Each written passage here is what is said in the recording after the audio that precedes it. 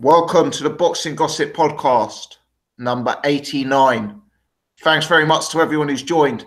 Can see a huge amount of the usual faces already in the chat. So let me give a few good evenings. Good evening, Mikey. Good evening, Stevie. Good evening, Lawrence. Good evening, Liam, Bart, Lenny, Kiwi, Matt, and all the other people I've already said hello to in the chat. Nearly 40 of you waiting for this podcast to go live. So thank you massively all for that support. 18 people already hit the thumbs up button before we've already gone live. Thank you massively for the support. Quite a lot of new subscribers this week on the channel, courtesy of the Wilder Ortiz fight. Got about 70 new subscribers this week. So every Wednesday at 8:30, we do a podcast. We've got 3 or 4 rogues who turn up on the panel and we discuss all things boxing. This week, pleased to say, we're joined by Paul, we're joined by Sherry, and we're joined by Irish Tom. Jet, unfortunately, cannot be with us tonight. Jay may make a cameo appearance later, but slightly unknown. So, yes, without further ado, let's get cracking. A huge amount to start, and we're going to mix it up a bit, this month, and we're going to start by bringing Irish Tom in first. Irish, how are you doing? Not too bad. How's it going? Living the dream, mate. There's only one place we can start, Wilder Ortiz. Let's jump straight in, Tom. Give us your thoughts. Well, I didn't watch it. I didn't get up in the middle of the night. I was disciplined, and I got up the next morning and I found a really crap version on YouTube, which kind of destroyed the fight for me. So then I watched it a bit later on and had a slightly crap, better, but still crap one. And it wasn't until yesterday or the day before I got a torrent of it in high definition. And the first time I watched it, I wasn't that impressed with it as a fight. But when I rewatched it in high def, I thought it was a pretty good fight. It was definitely exciting for the last 5 rounds, 6 rounds. But the first 4 rounds were very tactical and strategic. You know, you could hear the crowd booing. But all in all, it was, just a top level heavyweight fight. Luis Ortiz showed off excellent boxing skills. You know, I think he's the best boxer in the heavyweight division. I think that he showed, really good boxing skills. But, you know, Deontay Wilder may be awkward, but he is, he's got a brilliant temperament. That's the thing that nearly impressed me most about Wilder. He wasn't rushed. He knew what he was doing. He was willing to lose rounds just to land his shots.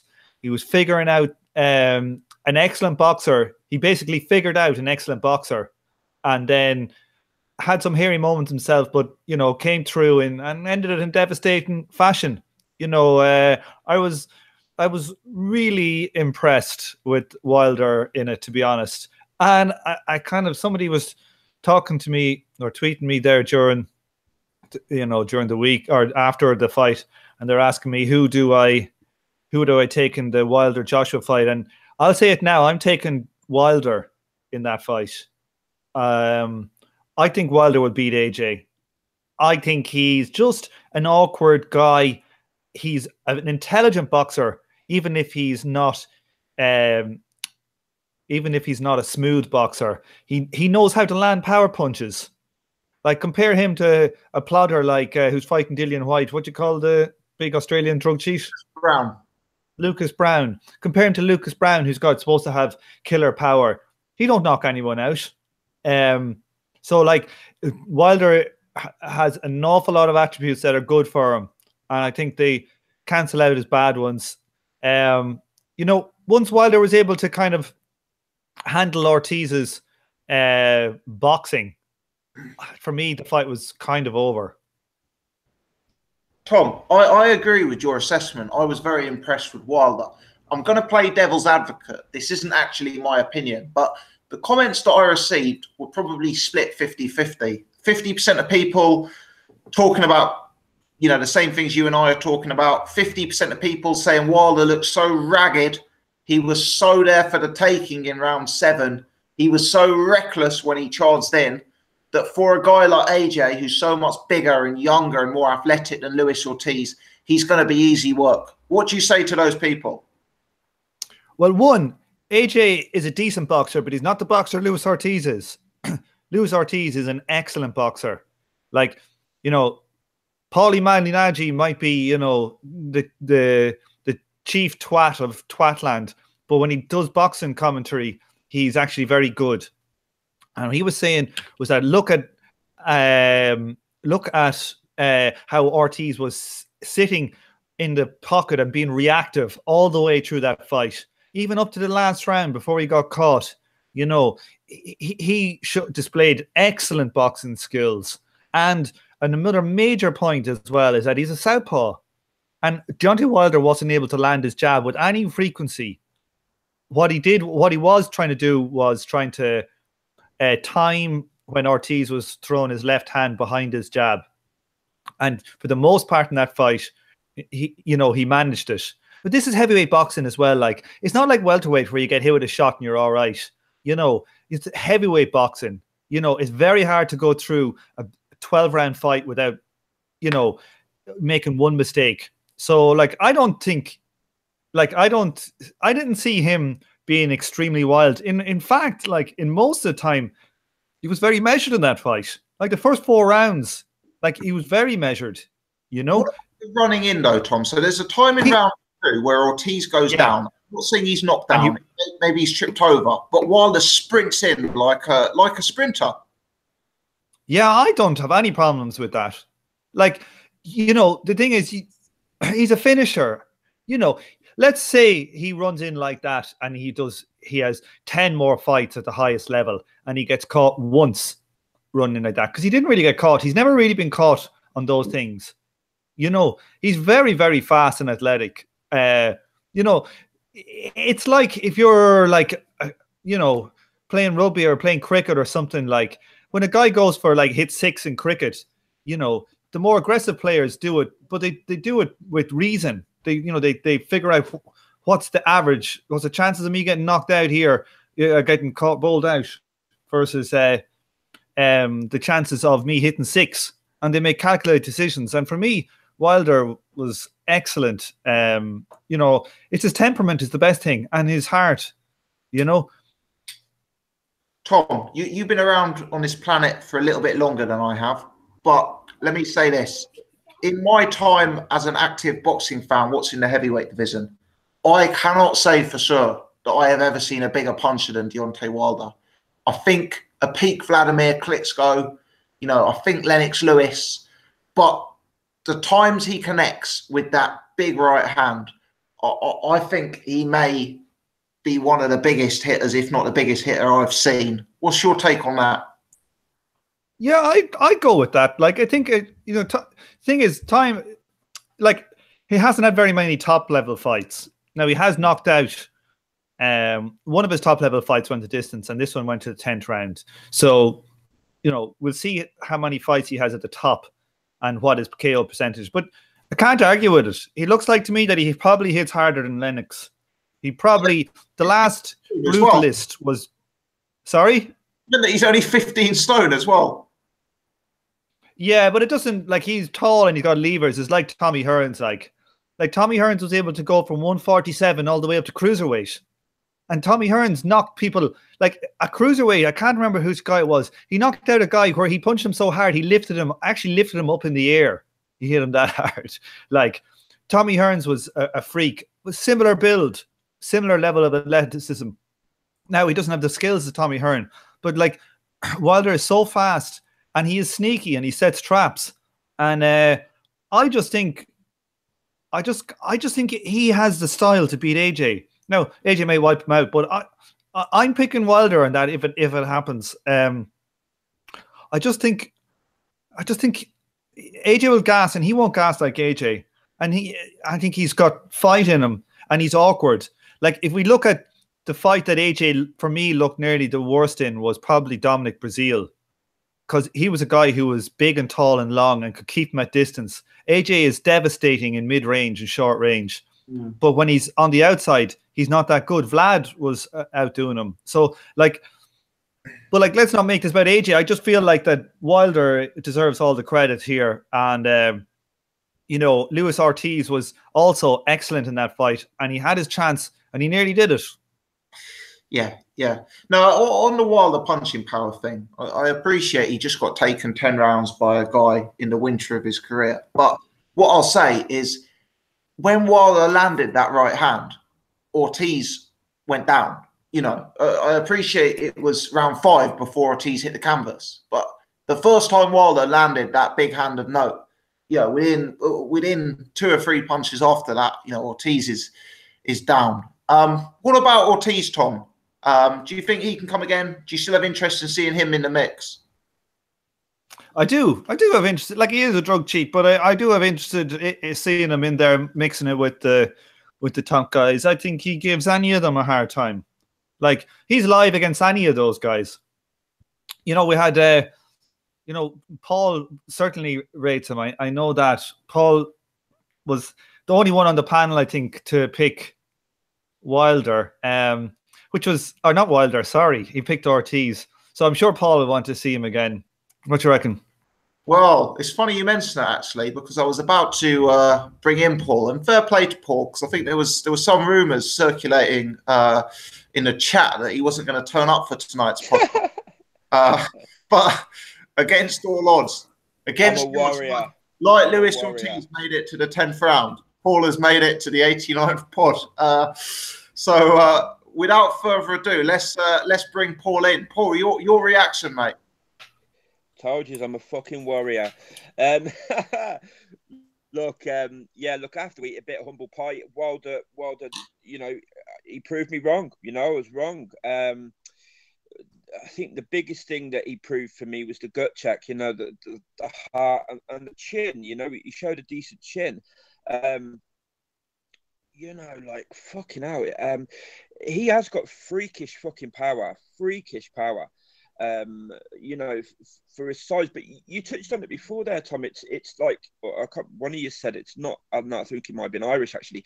It's not so much the size of you that generates power. It's more about timing. It's more about sort of like when you pivot, where during the pivot you let the punch go. A lot of not just boxers but people let it go halfway through it. You want to be letting it go at the end of the pivot. Do you know what I mean? And that's what Wilder does just naturally. And yeah, I mean, awesome power. It was a decent fight. I haven't got as big, and this might surprise a few people, but I haven't got as big of a problem with the scorecards as a lot of people have. For the simple reason that I think that the rounds that Wilder won, he won fairly clearly. The rounds that Ortiz won, like those first 4 rounds, like, he was just winning them by a shot. You know, like, not a lot was thrown and whatnot. And in rounds like that, I struggle to sort of like get to. I thought Ortiz was winning the fight. Don't get me wrong, and I did think the scorecards was wrong, but I'm not as outraged as some people are. You know, like, some of those rounds were kind of close ones, like, you know. It was an all right fight. It wasn't the sort of like epic classic that some people are making out to be. It was pretty decent. You know, I think it was more than just decent, Paul. I think it was a good fight. I don't think it was as good as AJ Klitschko, but it was still probably, apart from AJ Klitschko, probably the best heavyweight fight, you know, in 10 years. You know, top level. I don't know about that. I'd have to think about that. But it was a decent fight. The first 4 rounds were a bit boring for my money. Ortiz was, you know, they were quite clearly both, and rightly so, quite respectful of each other, of his power and you know, the threat that was there. And I agree with Tommy. Wilder was quite measured. Wilder was quite, you know, that point in the second, I think he mistakenly thought that Ortiz was hurt, and he nearly got himself clipped there in the second as well. That when Tom's talking about when he ran in, he got himself clipped a little bit, but luckily I don't think he took it flush in that. I mean, you know, in the 7th, I think he showed a bit of savvy as well by the way he sort of clung to Ortiz. He was quite clearly hurt, staggering all over the place. But he showed a little bit of sub. He showed me a couple of things that I hadn't seen before, and I've kind of been thinking about this a lot. Is I've kind of have been, and I've got to, you know, just own this. Like I kind of have been sort of dismissing Wilder based on some of the silly stuff he does, which I still stand by. I think some of his fundamentals are definitely awful. Like his balance is awful. His defense is pretty bad and whatnot. But look, the athleticism, the power, and it's the heavyweight division. And if, like Tom said, if you can land the shot, then quite often it's game over. And for a guy like Wilder, he just lands the shot, doesn't he? And he's never going to be one of my favorite fighters, but I do have to give him a certain amount of credit here. I think Ortiz is a live opponent in the early part of fights now. I mean, it was quite clearly, Ortiz's age played a huge part in the way that went for me. I think he just looked like he had absolutely nothing left by that 10th round. But he can come again. I think. Maybe not many times, but I think maybe another 2 or 3 fights maybe he's got in him. Maybe. What do you call it? I just want to say like something about the predictions. That boxing prediction is it's a dangerous game. Boxing prediction, and. Some people were expecting me to slag off Paul and, say he knows nothing about boxing and all that. But, it's a dangerous thing, predicting boxing. Every time we make a prediction, it goes wrong. Anything could happen. I just want Paul, to get home to his new girlfriend safely, I don't want, like, his, Paul's, like, daughter to grow up in an orphanage and all that, because, it's a dangerous game, prediction. Boxing prediction is a dangerous game. Is that what you started sitting on the fence every week?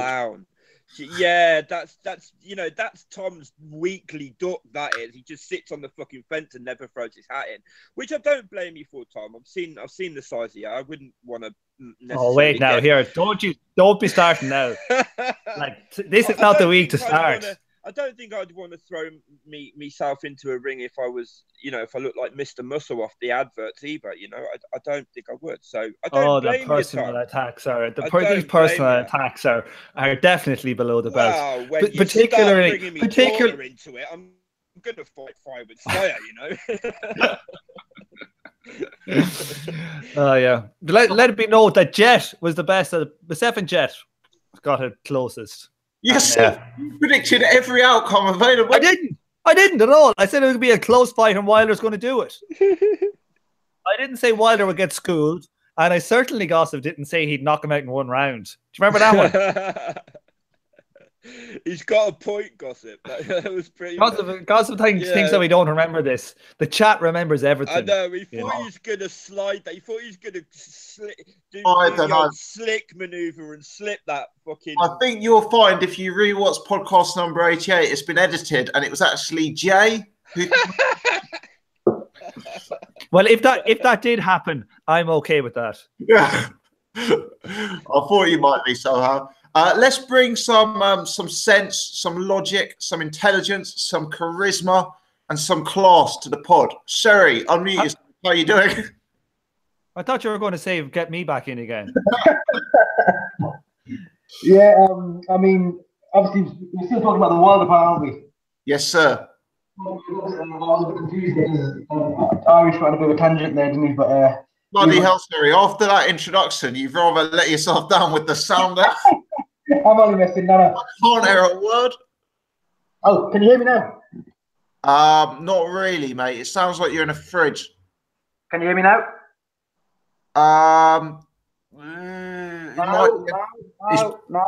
No, it's an off and on again job, I'm afraid, Sherry. Are you on speaker, Sherry? Are you on speaker? Yeah, I think. But as in, I haven't got my headphones in the laptop, so I'm assuming I'm on. That's actually a little. I mean, that was better. Yeah, we can hear you. You just sound like you're in a well. Now, can you hear me? Yeah. That's a bit better. Let's plug on and see what we can get out of it. Give us your take on the Wilder fight, mate. Sorry, lad. Sorry about the speaker issue. I mean, I think pretty much you've all collectively summed it up. I'm not going to go as far as Irish did in terms of, after Joshua Klitschko is the best fight in the last 10 years out of the heavyweights. I don't think it was that much of a good fight. I do think it was an entertaining fight with a lot of drama in it, which is, a welcome thing in boxing. Obviously, last week I wasn't on the podcast, but if you follow my Twitter, you've seen that I've been saying for a few months now, I thought Wilder was going to knock him out. I didn't think it was going to be that hard. That's not to discredit, Wilder or to discredit Ortiz, but I've never really seen the hype with Ortiz. That's my own personal thing. But I got to say, even though he lost that fight, he won me over in a lot of ways as well. As Irish said, he's actually a very good boxer. I saw a lot of those things, unfortunately, in a fight that people are going to remember him for in getting stopped, and the whole thing of him being an older guy and all that, it's kind of going to, that's how, for me, it's a way of looking at it now where I'm seeing the good things that Ortiz did, but in a fight where he's old and not, the same force maybe he was a few years ago. But again, like I said, it's not a disrespect to him. I just never really saw the hype. But in that fight, he definitely won me over. He showed a chin. He showed boxing skill and IQ.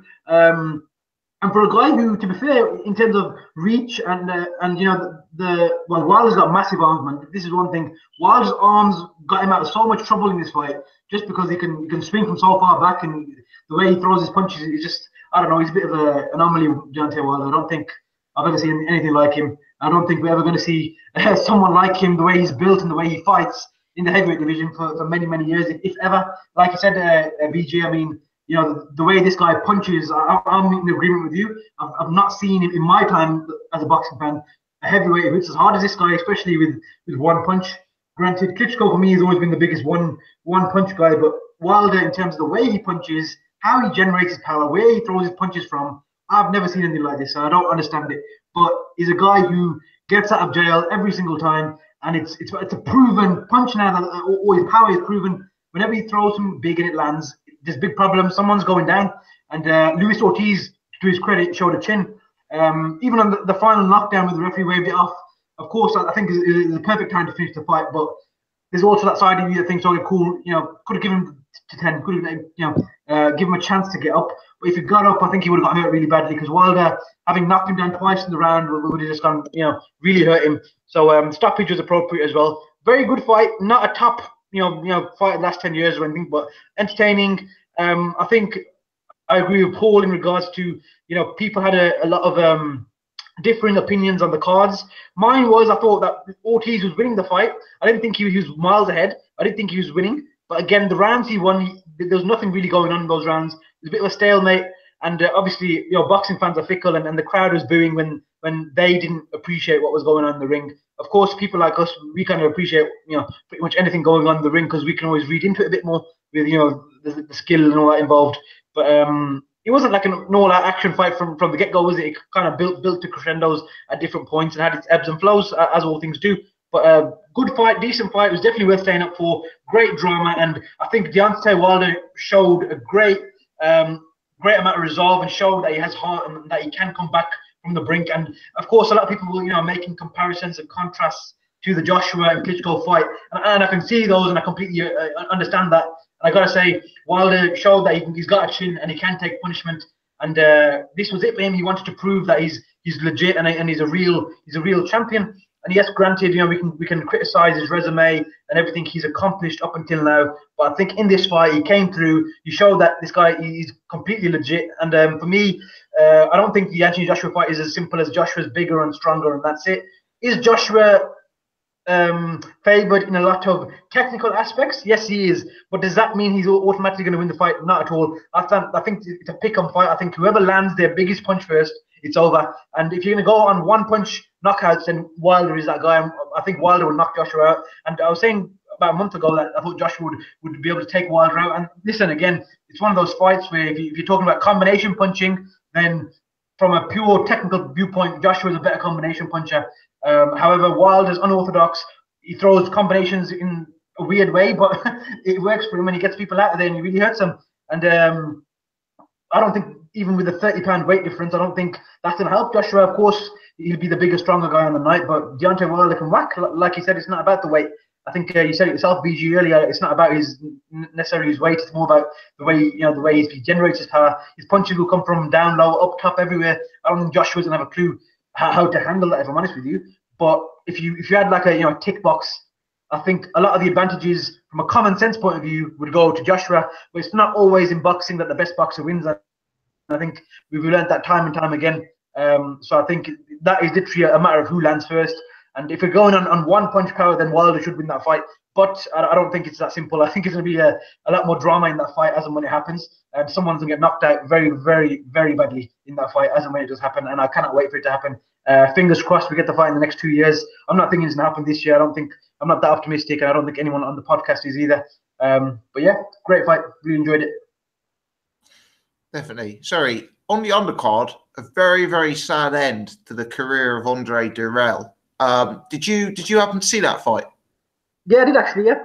I also caught your video about I can't remember if it was a video or it was part of your what is it the day after kind of thing when you spoke about. Yeah.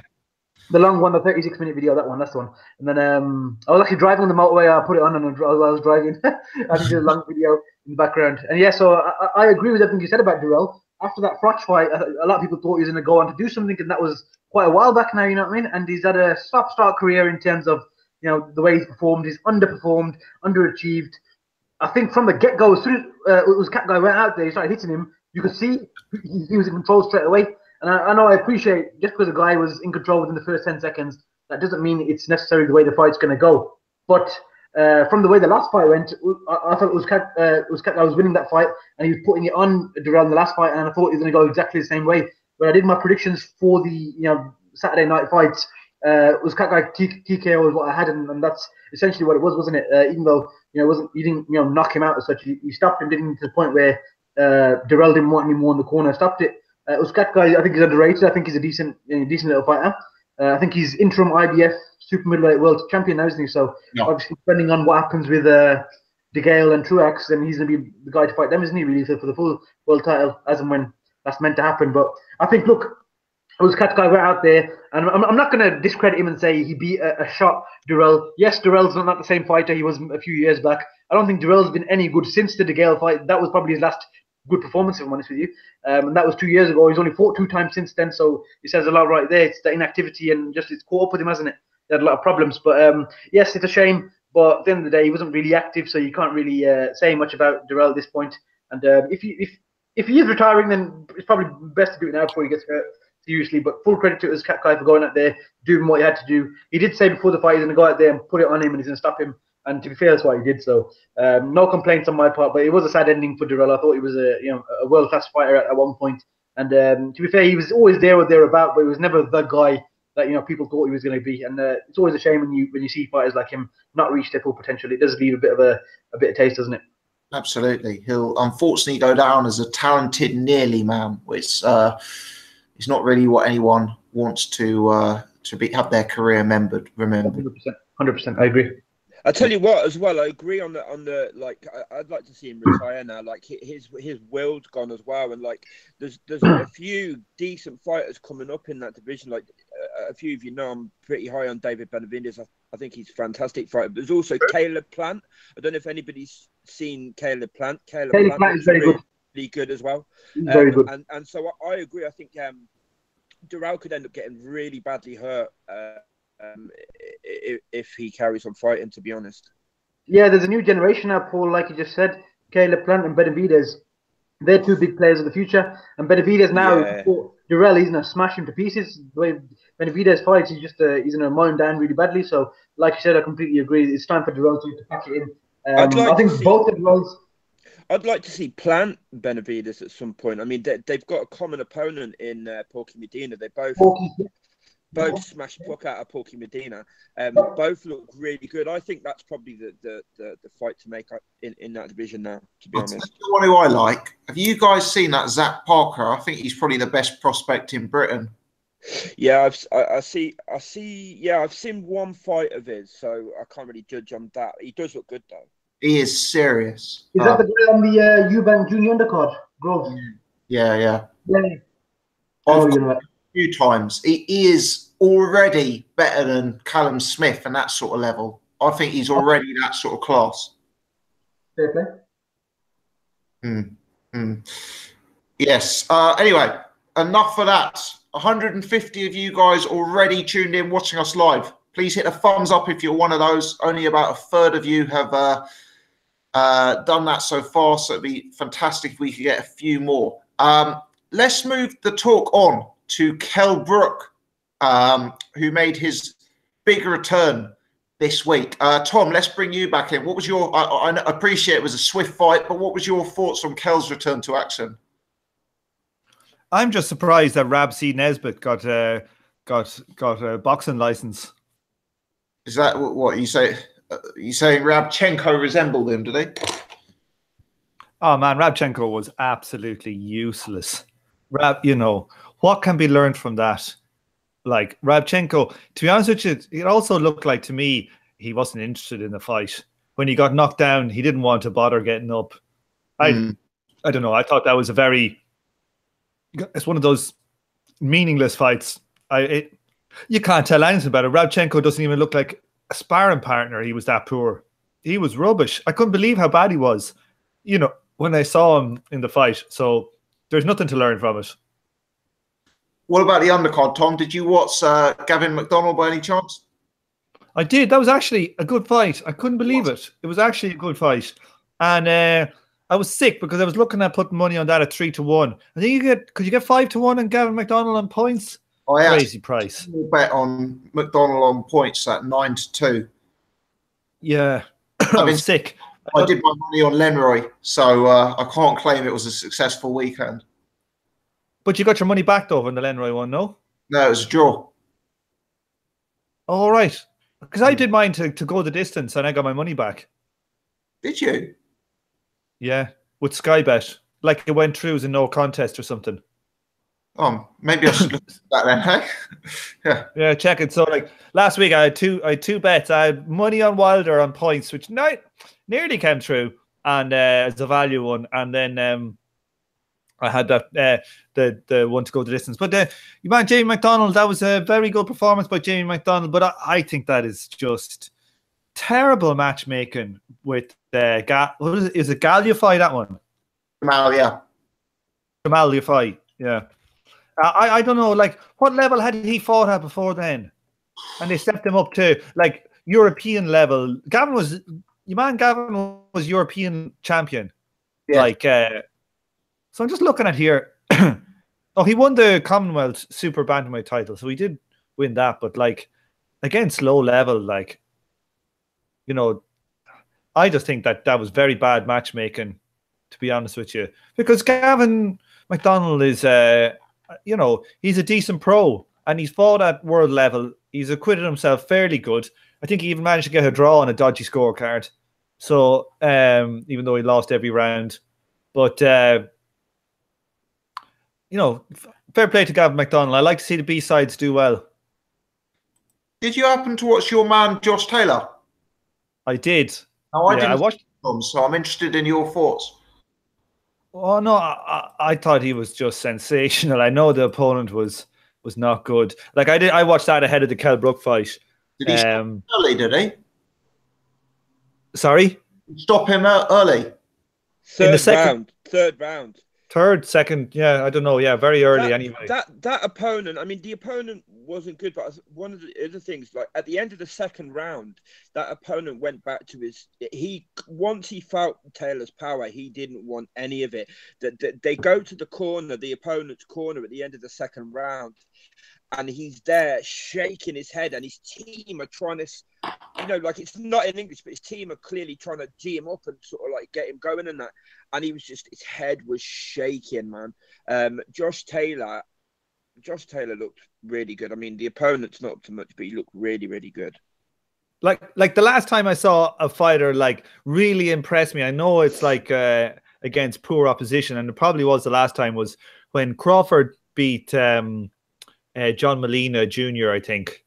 And Crawford was sensational that night, even though it was a lower, not a brilliant opponent. But like, to me, like, Josh Taylor looked sensational in that fight, like truly sensational. I was on Twitter afterwards, and I said that I think he's the best fighter in Britain, full stop. at the moment. I know he hasn't got the resume, but I think he's the best fighter in Britain. I think he's So amazing. The thing is, he's got everything. That's the thing. When I look at Josh Taylor, the footwork's there. You know, the jab's there. He's got power. He can hit with both hands. The body punching is just murderous, man. I mean, like, I think he's already the best fighter at 140. I really do. I know he hasn't got the resume yet, but I really do think if you put him in with, you know, like a Broner, even put him with Broner and let him kick his ass. I mean, you got Garcia Lipinets this weekend.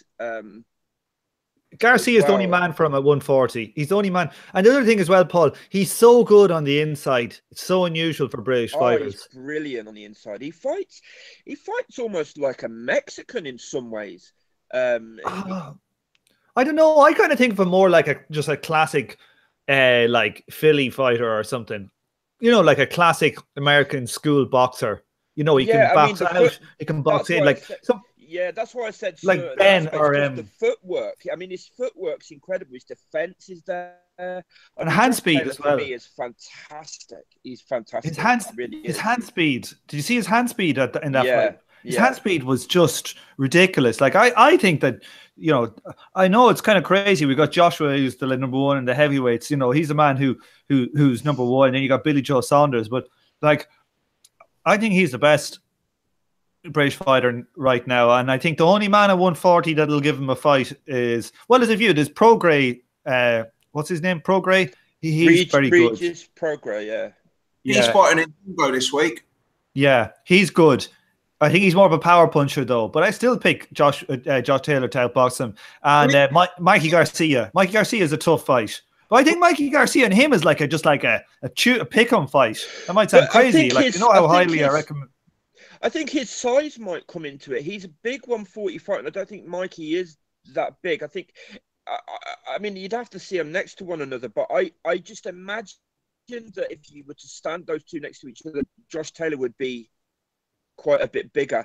I mean, I wouldn't put money against Josh Taylor against anybody at the minute, unless, I mean, like he moved up to 147 and it'd be a different matter. But at 140, I just think he's just got everything. He's got absolutely everything. Yeah, very highly thought of. I'm going to have to try and watch this fight, the fight that you had at the weekend previously. Paul, did you have anything to add on the Kell Brook fight or Kell Brook card?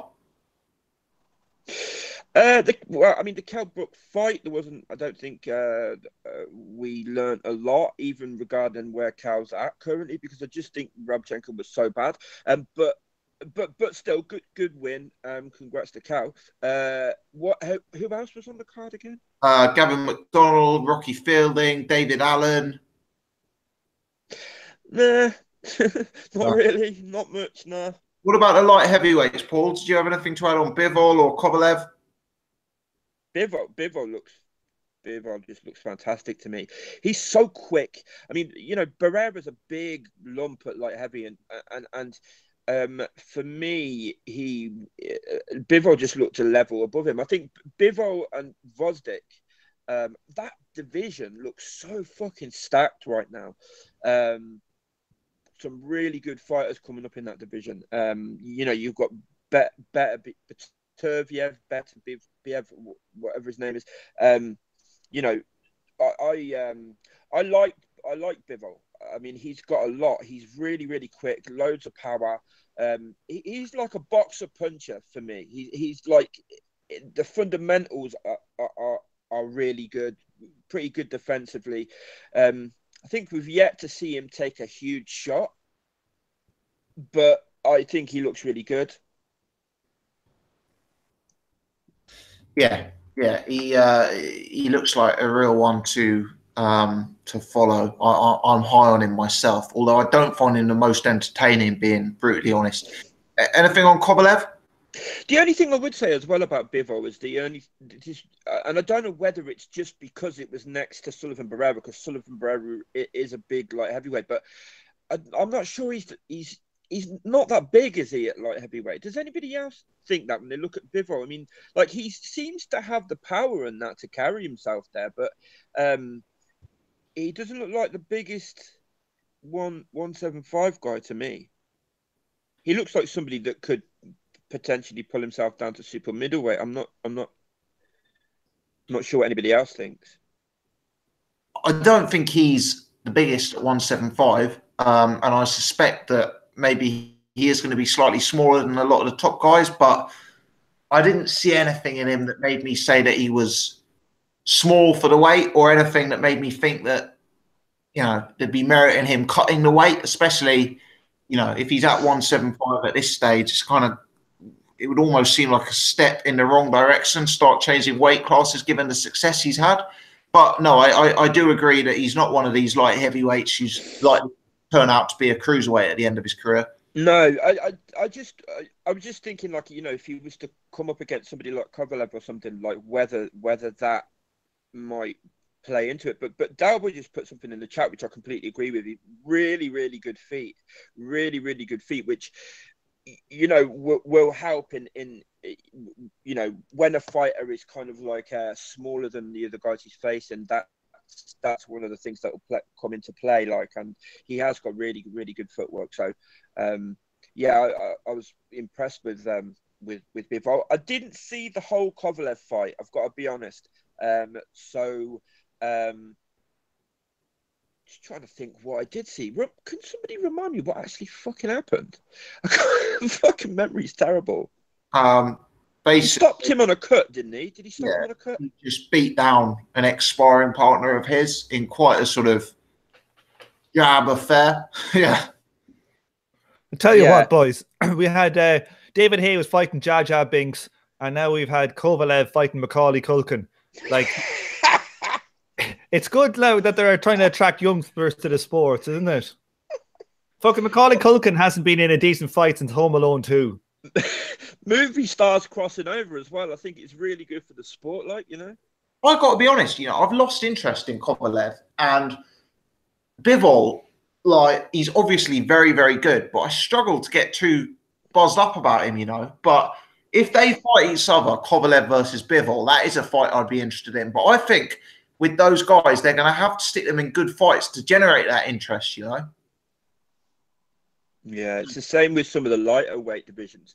It's why we're getting, you know, the Superfly that we had the other week. It's just, you know, the money's not there, and they just, yeah. I mean, I think Vosdik and Bivol are the two guys at 175. To be honest, now I think Kovalev's getting older now. He looked decent against Shabransky, but Shabransky looked. From what I've heard, I mean, what did he take? Was it the 10th that was stopped and cut this last fight? No, like 7th, I think. Oh, okay. Yeah, I mean that McCalkin. I mean, like, I've seen one of the fight of that guy, and he looks very, very basic for me. And I've got to be honest, I expected Kovalev to stop him in 2 or 3. So, yeah, I think, you know, we're in one of those eras at the minute. It's happening in a few divisions where it's kind of out with the old in the new, you know. Definitely. The Super Series in that division would go down a treat, though. It'd be brilliant. Imagine you got Kovalev, Stevens, Gvozdik, Bivol, Jack. Who else would go in there? Beterbiev, Yard, and Yard, and what do you call him? Boatsy. No, not Boatsy, but what about that guy? What do you call that? Supposed to be fighting next? Huh? What about the guy? Didn't he beat Top Dog? What's his name? The guy Arthur Beterbiev is supposed to be fighting next time out. Marcus Brown. Marcus Brown's garbage. No, we want Frank Buglioni instead. Frank Buglioni, or that guy who's the nightclub owner. That's David Hayes' mate. What's his name? He's got a WBA ranking. Joe Fournier, get him in there. Fournier. He actually has a WBA ranking, top 15. It's not what you know, guys. Let me bring Surrey back in. Surrey, what were your thoughts on the UK card, mate? Kell Brook, McDonnell, all of them. boys, Rocky Fielding, and any thoughts to throw into the mix on those guys? First of all, can you hear me? Yeah, it's slightly harder work, but yes. Now? Yeah, it's good enough. It's good enough, mate. Yeah. Yeah, I mean, the Kell Brook one, obviously, I'm a massive Kell Brook fan, but I don't think we learned anything different. I mean, about Kell Brook, if you take out his last two fights, Spence and Golovkin, is it not just an exact repeat of what happened with Kevin Bizier within the second round, knocked him out, and that was it? Nothing was really proven. It's just another way of getting Kell Brook back to winning ways, wasn't it, really? Apart from that, there's not really anything else to say. I didn't see anything. I said, if Kell Brook retired today, he's got one world-class win on his resume. Yeah, 100%, 100%. And like you said, even then, Sean Porter is not considered that, a top boxer. He's a good, do you get my point? He's not technically, he's not, no, he's not elite technically, is he? I mean, Keith Thurman and Spence, you can throw them both in there and say they're elite. Sean Porter is not to discredit him, or even to discredit Kell's win over him. He's not that guy. He's not one of those top 3, 4 guys. He's a top 5 guy, and he'll give anyone hell, I think. But he's not technically. He hasn't got certain things there to really put him in that sort of mix. But yeah, so Kell Brook's whole thing is going to be, if he doesn't fight anyone decent now moving forward, which I don't think he will for a while, to be honest.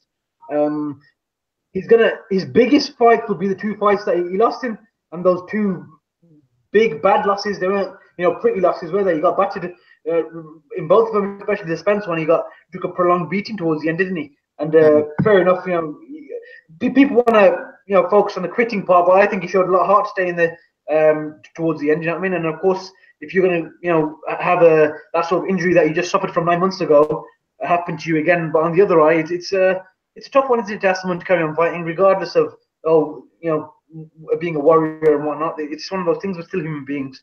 But I don't think we learned anything new about Kell. It was just Kevin Bizier 2.0 for me at 154 is all it was. Exact same template. As soon as he got hit, his knees went the exact same way Bizier's went. He didn't even try to get up, did he? Just sat there. He didn't know what to do. And I can't really blame him. He was never going to beat Kell, if I'm honest with you. I'm not going to lie. I've never seen the guy fight anyway, but just looking at him, I just knew he wasn't going to do anything, because as bad as that may sound. I watched the undercard. Obviously, the Dave Allen scenario was a shame, but the way Lenroy Thomas was looking, it didn't look like Dave Allen was going to be able to do anything. And I know you can't judge it off a minute or 2 minutes, but Thomas looked like he was on point, and he looked like he was going to be the slicker boxer and just out slick and out box Dave Allen. I don't think Dave Allen is going to win if they fight again. If Thomas comes in the same condition, so does go Dave Allen as well, I don't think. And I like Dave Allen. I'm not so overboard with the hype the way the general public is. I don't read into that much. The Gavin McDonald fight was a decent fight as well. I think Yafai just couldn't handle the experience. He didn't have it, and he just didn't know how to pace himself. I think. I mean, he started off really well. I thought he was going to win originally, but McDonald showed he had the understanding and the experience, and it got him through the fight. So fair play to him. What else was there? That was it, wasn't it? Pretty much in terms of. I didn't watch the Josh Taylor fight. I mean, what about the McDonald Inoue fight? That was announced, wasn't it? Yesterday. Yeah, unless you got anything to add on the light heavyweight action, sorry. Oh, pardon me. Yes, the Tom, I completely agree with you as in BG, not Irish Tom. In terms of, I've completely lost any interest in Kovalev, and it's a shame, because regardless of what happened with Andre Ward, I mean, look, if you line them all up at 175, he is still the most proven guy, isn't he? When you look at his resume and his longevity as champion, he's still that guy out of the guys who are left now. But it's one of those things. You've got a lot of young talent coming up, and him and Stevenson I have zero interest in. Bivol, I didn't know a lot about. To be honest with you, I've seen him fight, but I didn't think much of him until he beat Barrera. And Barrera's a good world level operator. He's in the top 10, maybe top 5 at light heavy. Bivol, he did very, very well. He's a very basic fighter in terms of jab, right hand, and hook, but he's very good at what he does, and he's very effective. Kovalev, like I said, zero interest in him unless he has a big fight against someone noteworthy. But 175 is heating up. I don't think Yard and Boatsy are going to do anything at 175. Yard's, I think, ranked number 2 or 3 with the WBO. If he gets in there with Kovalev now, he's going to get smashed. I don't think he's got any experience. He hasn't fought anyone. no one's hitting back hard enough to trouble him. I want to see what he's made of, but I think Yard's overrated, if I'm honest, personally. That's my opinion. All this fancy pad work he does, I don't really see anything else from him. He hits hard, but against really low opposition, it doesn't really mean anything, does it? Until he steps up, we're not going to know. Buatsi, I don't think he's going to be able to hold it against these sort of guys, the Bivols of the world, and then Kovalev. Badu Jack against, obviously, Stevenson's going to be a good little fight when that happens. I'd love to see Badu Jack win that just because I want to see Stevenson get relieved and get him out of the sport. He's just annoying. He's a bit of a disgrace.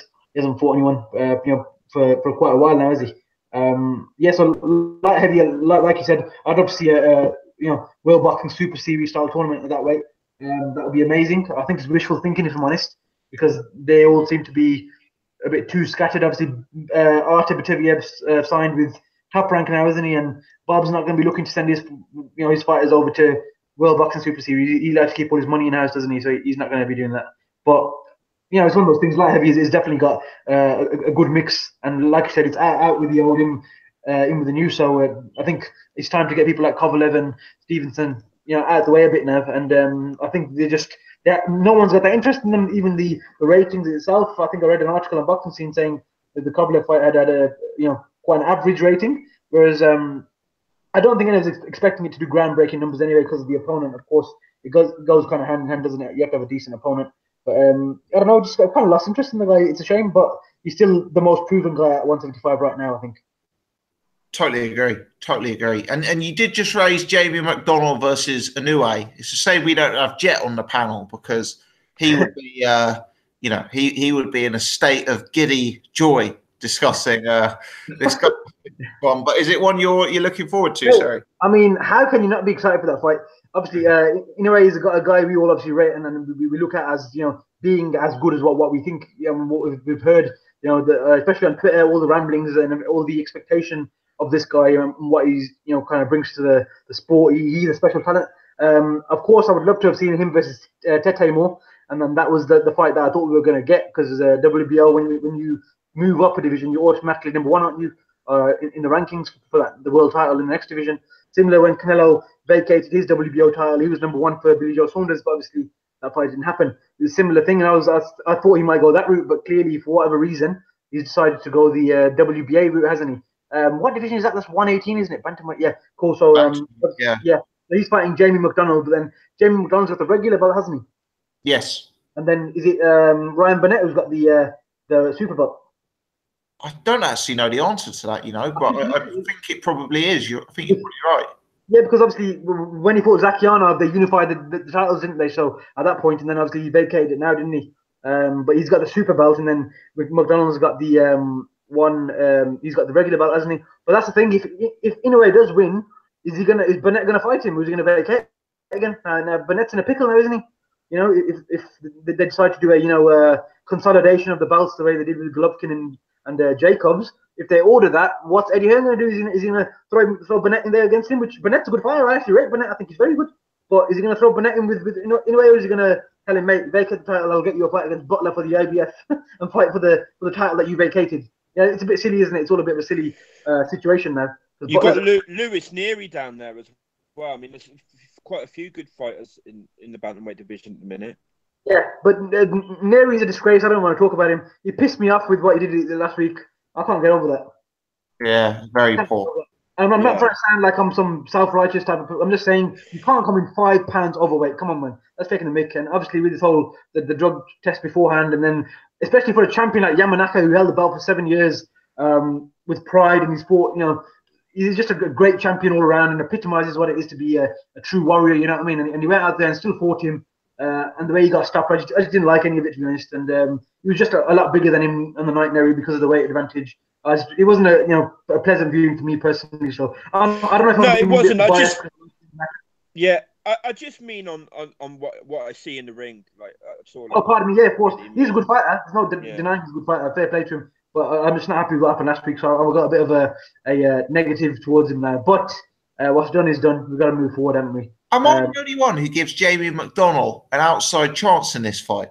No, I give him a chance as well. I don't think it's out of the realms of possibility at all. I think Jamie McDonnell is very underrated, and the whole narrative of him not getting enough credit is correct. I don't think he gets enough credit. He's a guy who will fight anyone. I genuinely believe that. and that's proven by the fact that he's taking this fight in Japan, of all places. So that's saying a lot about his character, and I hope he does get the credit.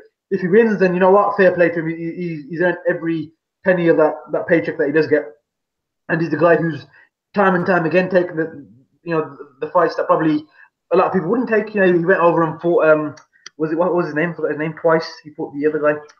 Hammer guy. Solis. Yeah. Oh, no, not Hammer guy. No. Solis. Laborio Solis. No, not even that. It was the one when he went to America twice and fought him. I think he's Japanese. Was he Japanese? Oh, Kameda. Yeah, Kameda. Yeah, correct. Yeah. He fought him twice as well. So he's a guy. He's not scared to go and make these fights happen. And it's like Eddie Hearn said in a few of his interviews. He's not exactly the most technically proficient guy. He's not the guy who he just wants to make money. He's one of those guys. Get me in the ring. Get me the biggest fights in a fight. He's not in love with the sport in that regard, is he? He's just there to make money. And you know what? If he knows he can take these sort of fights and make money, then he's going to take them. So full respect to Jamie McDonnell. I hope it's a great fight. I'll be happy with whoever wins, but I'm going to back Jamie because he's a Brit, and the fact that he's shown the balls to do that, you know what I mean? You got to back him. You got to love him. Definitely. Be interesting to get Jet's take on that when he's back in. But when sometimes when you see fighters like Inoue who are so much bigger than their opposition, and when you see them running through a load of opposition that's heralded but isn't really known, in the general public, and then they step up in weight class, and then they fight someone who's, been around the block a few times. Sometimes for me, that makes me want to just pause for second thought and ask the question. And I'm not saying Jamie McDonnell will win that fight. I'm not saying I make him a favourite. Based on what I've seen of the two, Inoue looks the fighter with more to offer. But I think there's some questions there. And I think Jamie McDonnell is a test. And I'm interested to see it, definitely. Tom, I couldn't agree with you more. Like I think he's going to have his work cut out of him with it being in Japan. But I am not as sold on Inoue as a lot of people seem to be. Like, he looks good, but he hasn't really fought anybody. And moving up might be. I rate Jamie McDonnell. He's had a couple of questionable performances, but I rate him. I think he's a decent fighter. I don't think, I definitely think he's got a chance in that fight. Definitely. Interesting stuff. We're going to have to turn the topic of conversation to a topic that it was inevitable that we would come to tonight. Paul, I'll start with you, seeing as you're on the line. Canelo Alvarez has failed a drugs test and tested positive for clenbuterol. Statements have been released by Golden Boy Promotions blaming it on contaminated meat, highly defensive statements. Senior figures in the sport of boxing, the WBA and WBC governing body presidents, seemingly have rushed to Canelo Alvarez's defense, proclaiming his innocence, believing that the test results are in line with the contaminated meat. Paul, as you know, we've been doing this a long time.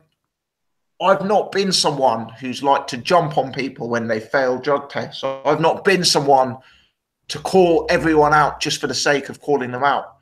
But for me, the way these governing body presidents have jumped to his defense has left a real sour taste. The amount of failed drug tests we have seen, how many of them have we seen similar defense put up for the perpetrators? None. Well, I couldn't agree with you more. I think it stinks to high heaven. I think it absolutely stinks to high heaven.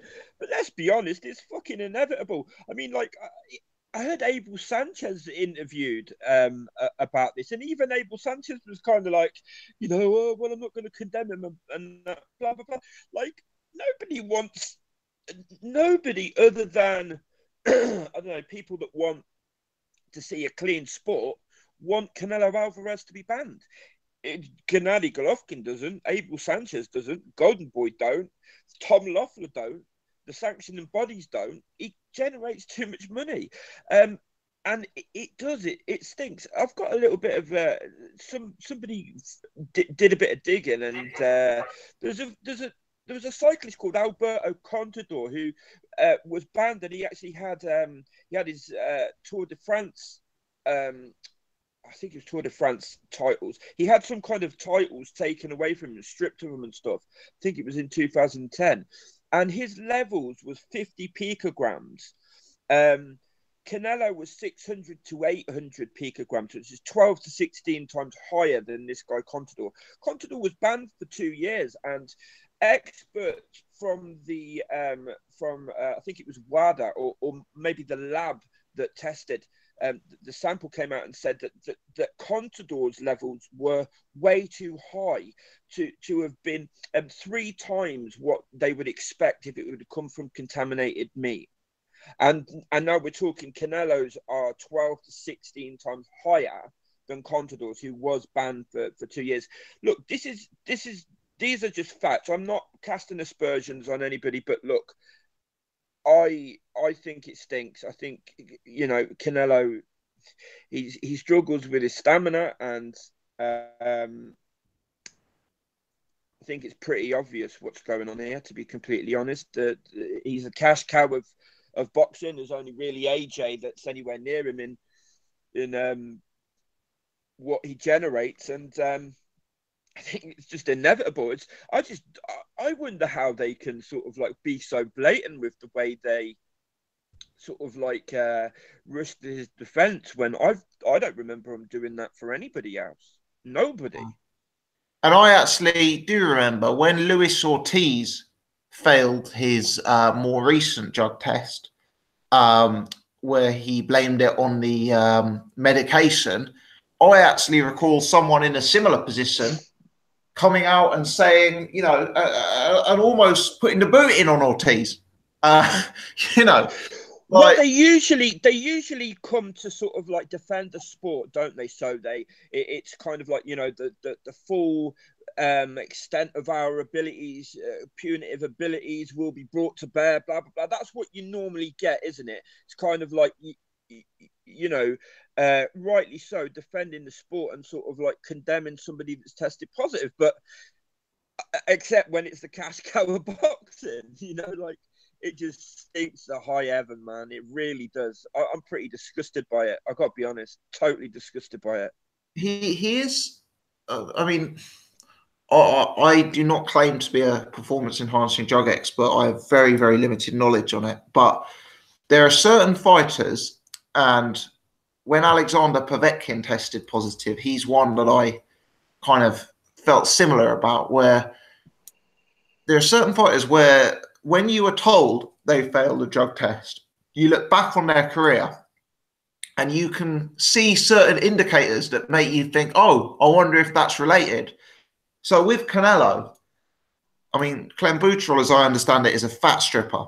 You look back at some of the crazy weight cuts he's done in the past. Yeah. You look at how his physique has changed over the years, and it does make you wonder. And I am afraid that even if it transpires that Canelo Alvarez is completely innocent, I'm afraid it's going to be very, very hard for boxing fans, the hardcore boxing fans, to consider him in the same light. I mean, unless I hear some kind of information that say that the result that's been that we've been told about so far and the levels that we've been told about so far were a mistake, I don't see myself changing my opinion on this. Look, those levels are way higher than you'd have to eat like fucking Susan Boyle to fucking get that much to ingest enough meat to fucking give you them sort of levels. It's ridiculous, and they know this. If it was like, look, Ortiz, he's like, you know, he doesn't sort of represent. He's old. He's not a guy that represents a lot of sort of like future earning for the sanctioning bodies and stuff. Look at the way they dealt with him, totally condemning him. And then somebody like Canelo, they're, you know, before there's, you know, almost straight away they're leaping to his defense. It's disgusting, to be completely honest. It's disgusting. And it is hard to believe that a multi-millionaire with his own personal chef, dietitian and nutritionalist couldn't source organic meat. It is kind of hard to believe that. Yeah, but Canelo nipped down to the sort of local sort of like Butchers. hatchet job butchers and Yeah. bought some dodgy meat that they didn't know where it had come from. Yeah, I'm sure with this, took it back to his house with his swimming pool in it and just thought, oh well, let's hope for the best. Let's toss it on the barbecue. Come on. And I have to say, I have to be consistent. For me, the worst incident of a performance-enhancing drug-related issue in boxing was Povetkin versus Dupart. And that was because, for the first time, boxing fans have sat there on their sofas at home, cracked open a beer, sat down to watch the fights, and seen a man who they know has tested positive for a drug render another man completely unconscious. You know, usually what happens is two fighters go into the ring, they're both considered clean. One of them wins, one of them loses, then one of them fails a drug test. But that Povetkin-Dupart one was particularly unsavoury as the drug test had been failed before the fight, you know, and it made me feel wrong for watching it, to be honest. I will probably feel the same way with Canelo Golovkin too. Yeah, I mean, we talked about that at the time, Povetkin-Dupart fight. I talked about it on my Povetkin Price video as well. It just left a bad taste in your mouth. It was the whole sort of like the whole spectacle. It was kind of like Dupart. If you remember, it was that late notice. He had no boots. He came in like trainers or sneakers for anybody that's in the US, and it was just like, you know, Dupart. It was just like, you know, the lamb being led to the fucking slaughter for me. You know, it was very distasteful, and then it was the way that the sort of like oh man, the Russian sort of like coverage of that fight as well. There was like no panning to see if Dupart was all right. There was no attempt by Povetkin to see if Dupart was all right, and he looked like he'd been shot in the head when he went down. It was like chilling fucking knockout. And yeah, I mean, that was I don't want to see stuff like that again.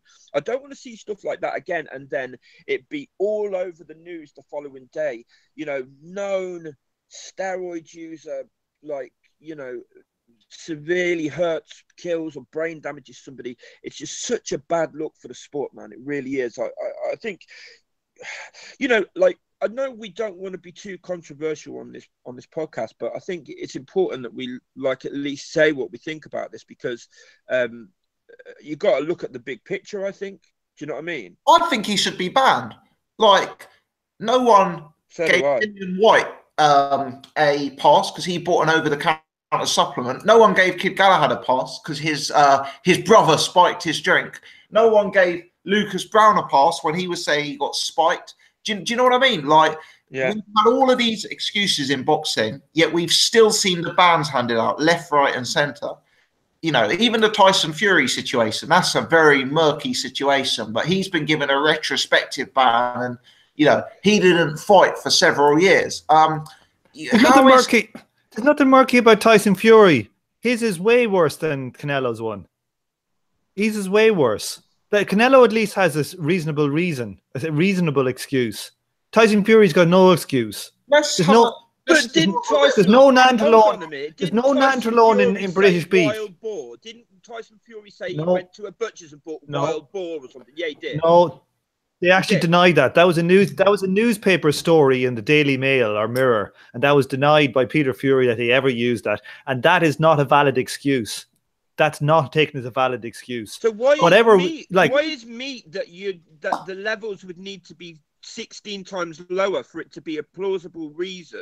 Yeah. Why is that a plausible excuse? I'm saying, like, if we take the case of your man Contador, he was eaten in Europe where those substances are not in the food chain, so he had no excuse for clenbuterol winding up in his blood system. Neither is Canelo, the multi-millionaire. Canelo, are you kidding me?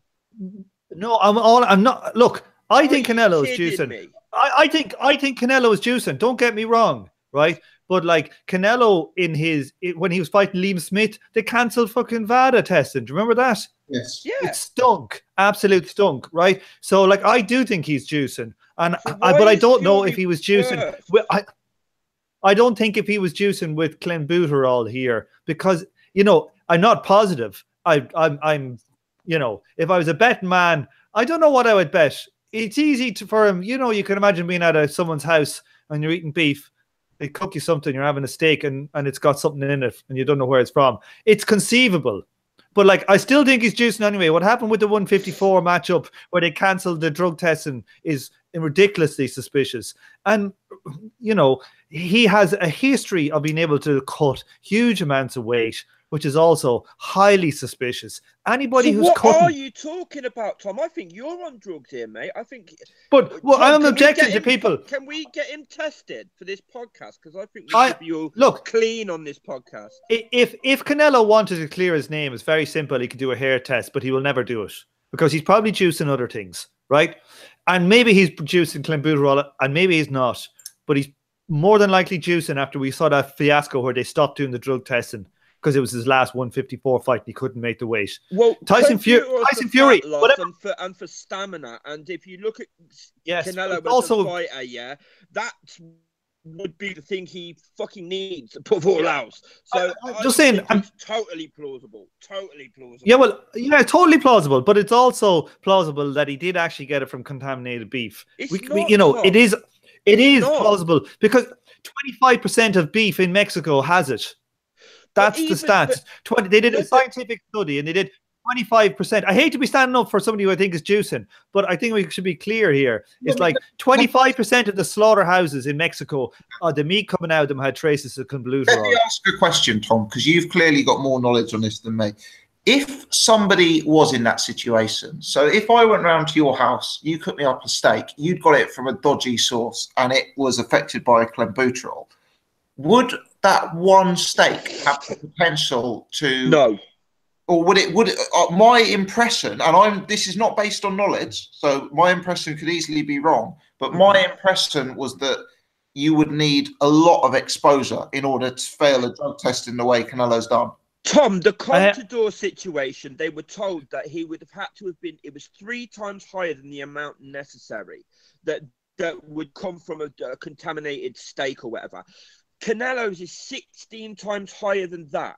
So what you're saying, Paul, that's still within the range for contaminated meat. This is what the scientists say. I'm just saying what the scientists say. Look, I've been listening today to an interview with your man who runs the VADA, the Balco guy. And he says, okay, but like, let's just not make up science. Let's just not make up the wrong facts. We can still making anything up. I'm taking it from an article on the Contador that was actually a statement from the laboratory. Well, Contador's got no excuse. But Contador's got no excuse because clenbuterol is not in the meat in Europe. It's banned. It's not in the system. So the only way you can get it, the only place you can get clenbuterol in the system if he's doping. But in places like Brazil and Mexico, they use it. It's like they used to use angel dust in beef in Europe, and now it's banned. They use clenbuterol there, and trace elements get through, and the amount that was found in a system is consistent with from ingesting of beef. It's not, Tom. It's not consistent with it. It's not, mate. That's what I'm trying to tell you. I know you're telling me that, but that's not what the scientists say, Paul. That's you saying that from reading an article about Contador. Well, then there's 2 different sets of scientists then, because the article I read, the scientists did say it would have to be 3 times less than what it was in the case of Contador, and Canelo's is 16 times that level. And that was a scientist. So I'll say look, I heard your man from that set up VADA, the fella Balco. You should follow him on Twitter. He's very good about all this stuff. Victor Conte, you know, was a drugs cheat and now he's trying to cash the drugs cheats. He's very good. But like, if Canelo wanted to clear this up, you know, I believe that Canelo is juicing. If Canelo wanted to prove it, all he has to do is give one piece of hair and they'll do a sample and they'll be able to tell. But he'll never do that because he'll be able to tell everything that he probably was taking over the last 5 years. So that's not going to happen. If Canelo wanted to clear his name, he could. Tom, but the thing is about that as well, because a few people have commented on my videos saying that.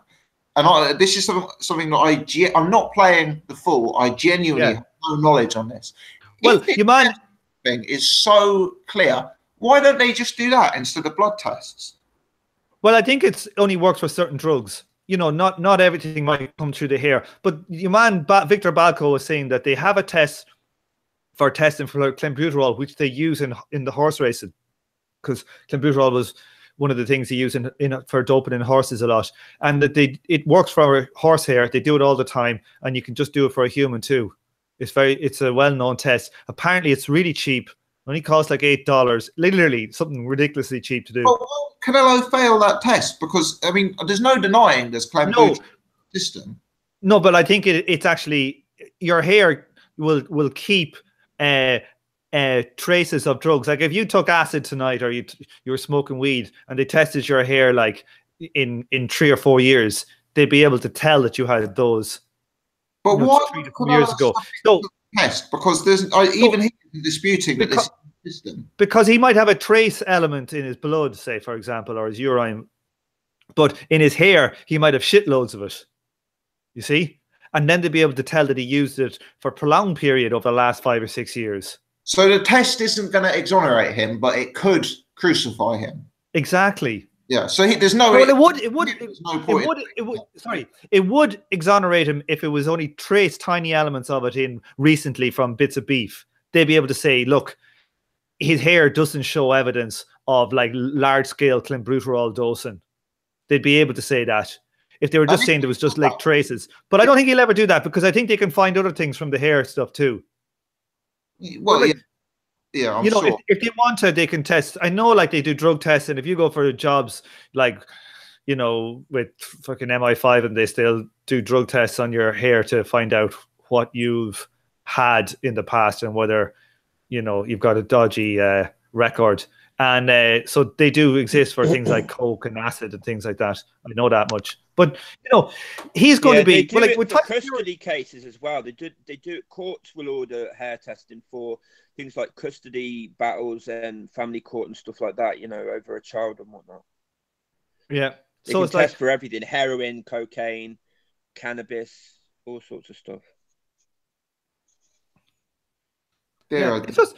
I just want to hear what our boy Canelo. There's only one Canelo fanboy on this podcast. Sherry's been quiet there a long time. What are you going to say now? This is nearly as devastating as Amir Khan going to get caught too. I'm a Canelo fanboy, all right then. Yeah. To be fair, look, of course I was disappointed. I think all of us were, but I agree. I think he's got to be on something. There's no way you get caught like that and that's it. You're not on something. I mean, how many people have condemned Lucas Brown and Ortiz and Fury and everyone? You can't just give Canelo the benefit of the doubt for no reason now. Pardon me. And of course, in terms of the weight loss and the way he's cut down to 155 pounds and then balloon back up and all, it's always been very suspicious, his weight gain and weight loss, isn't it? Really, the way he's kind of managed to do it. And I appreciate he's still relatively young. He's only 27, isn't he? 28, something like that. So his weight loss was at the age of 23, 24. All the way up until now, but it's just a bit crazy, isn't it? And I mean, I don't think any of us will deny that he's definitely on something, or he was on something or another. And for me, it's one of those things now where, yeah, cool, he's been caught out, and a lot of people are defending him on Twitter and Instagram. I've seen some crazy comments regarding his clean and stuff like that, and that's fine. Maybe he is, we don't know, but I believe he is dirty. I believe he's been caught out, and it just goes to show that no matter how big you are, at some point they're gonna catch you with something, isn't it? But it's a shame that it was arguably the biggest name in the sport. You know what I mean? For people like us who follow boxing religiously, to see Lucas Brown and Ortiz get hit is still a big enough dent for us in the sport, because we know who they are and we know what they're about. But for the average fan who doesn't really follow boxing, a lot of my friends don't follow boxing at all. But when Canelo fights, they know who Canelo is. They know enough about him to say. And we've got a WhatsApp group with about 7 or 8 of the lads, and as soon as it happened, I didn't bother sending anything on there. They sent me the stuff, even though I already knew, but they sent me loads of photos. Oh my God, Canelo's a cheater, Canelo's a drug user, all this stuff, which I don't think it's not performance enhancing drug, is it? It's a weight loss. What is it? I think it's like a fat stripper, and people say it assists with stamina and weight loss. Okay, well, there you go. So it is a performance enhancing drug, then it's helping with stamina, isn't it?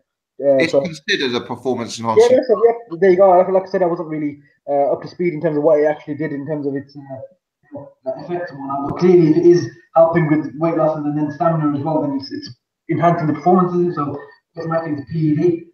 It is a shame. It's a big shame, but it is what it is, and there's nothing we can do about it. The fight's still going ahead. It just goes to show. Sorry, mate, the sound has gone too bad. Sorry, can you hear me now? Yeah, that's a bit better, pal. I said, sorry, in regards to obviously Canelo now, they're not going to stop the fight, obviously. So it just goes to show in boxing you can get away with anything, can't you?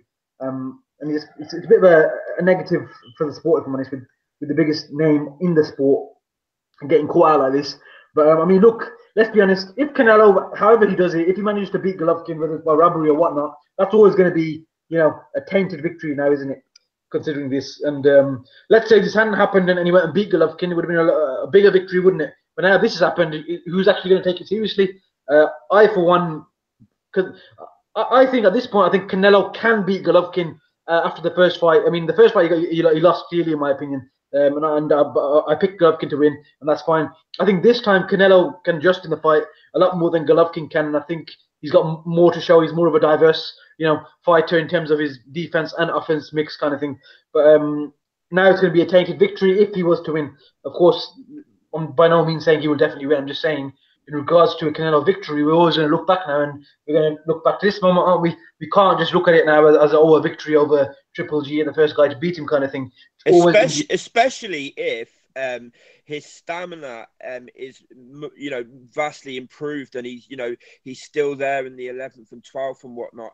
Like, that's inevitably going to be a really tainted victory. I think this is going to be quite harmful for him, to be completely honest. I think with us, Paul, you're right, as in the people who are in the know about boxing and boxing fans. I think, but overall, he's still going to make millions every fight, and he's still going to carry on winning world titles, isn't he? It's not going to stop him from being a guy who goes down in boxing history in terms of his accomplishments and whatnot. And unfortunately, it's one of those things now. It will have the repercussions for a little while, but it will go away. We're never going to forget it, and we're going to carry on talking about it as and when. But it will ultimately kind of get pushed to the side, and you carry on. And that's what the issue is with boxing. There are no long-term repercussions a lot of the time, especially with this sort of stuff. But to be fair, I think a lot of fighters run shit. And with the whole, the 4 months of no testing after the first fight, that was something people were questioning on Twitter as well before this even came out. So they haven't been tested in 4 months. How do you know what they're on and what they're cycling on and off of? We don't know. So I wouldn't be surprised if a lot of these guys are on shit. I mean, some of the photos you look at of Anthony Joshua, and I know it sounds silly to say just because he's a big guy, he's on drugs, but we all know he's on something. There's no way he's not. How the hell has he put on that much muscle in the last 4 years? And I'm not a bodybuilder myself, so I can't comment, but that's just unnatural. It doesn't look right, does it? AJ's on something. I mean, what